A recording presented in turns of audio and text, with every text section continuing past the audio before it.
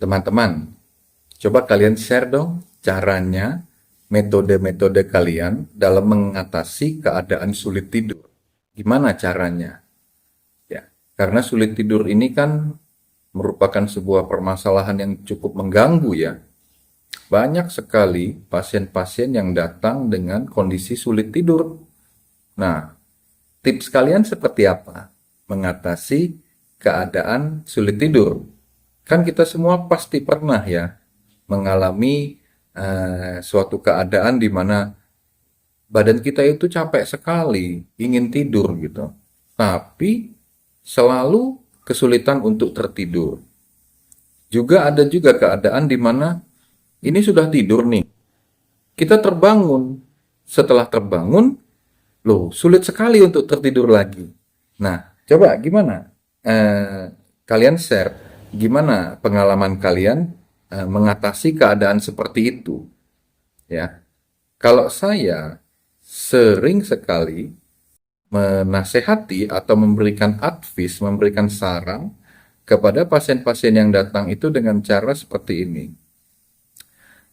Kita dapat tertidur itu apabila dua kondisi sudah terpenuhi. Yang pertama adalah pikirannya harus rileks dulu.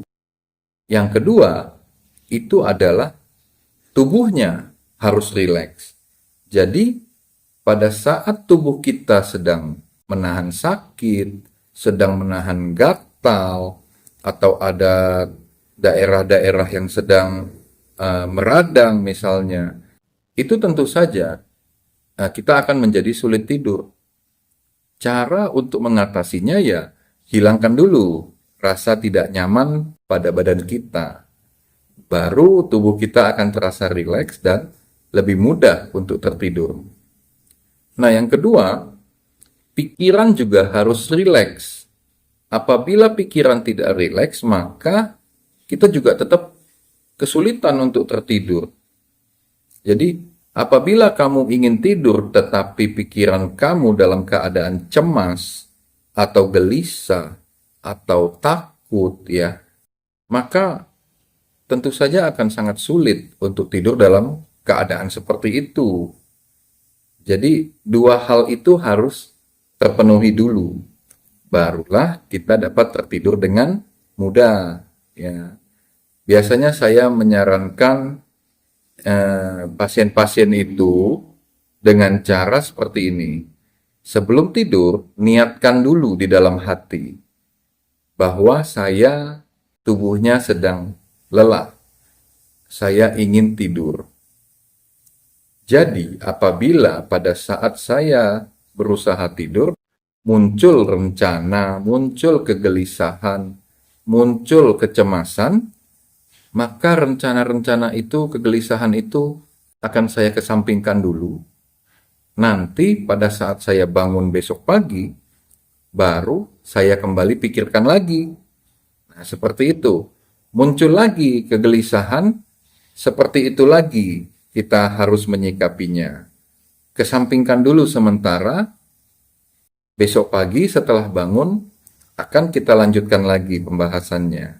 Seperti itu.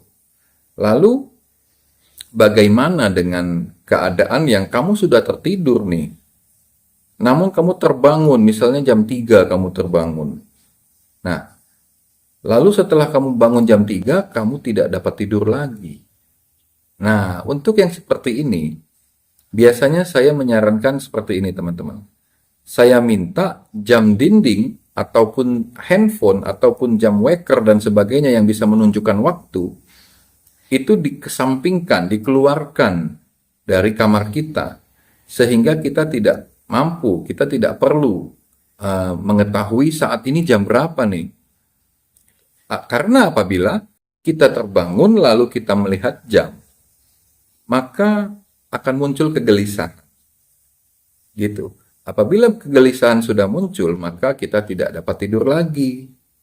Misalnya nih, kamu bangun jam 3, setelah itu kamu berpikir, wah, nanti jam 5 saya sudah harus siap-siap beraktivitas. Nah, dengan begitu maka kamu otomatis tidak mau tidur lagi tuh. Ya. Nah, oleh karena itu kamu tidak perlu lihat jam. kamu tidak perlu tahu saat kamu terbangun itu jam berapa.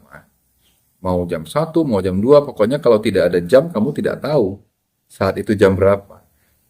Yang penting saat kamu melihat ke jendela dan di luar itu masih gelap, artinya itu adalah jam tidur, teman-teman. Saat kamu terbangun, kamu melihat jendela, jendela itu terang, maka itu adalah waktunya jam bangun. Itu aja yang kita pedomani. Nggak perlu kita tahu, oh ini jam berapa, jam berapa.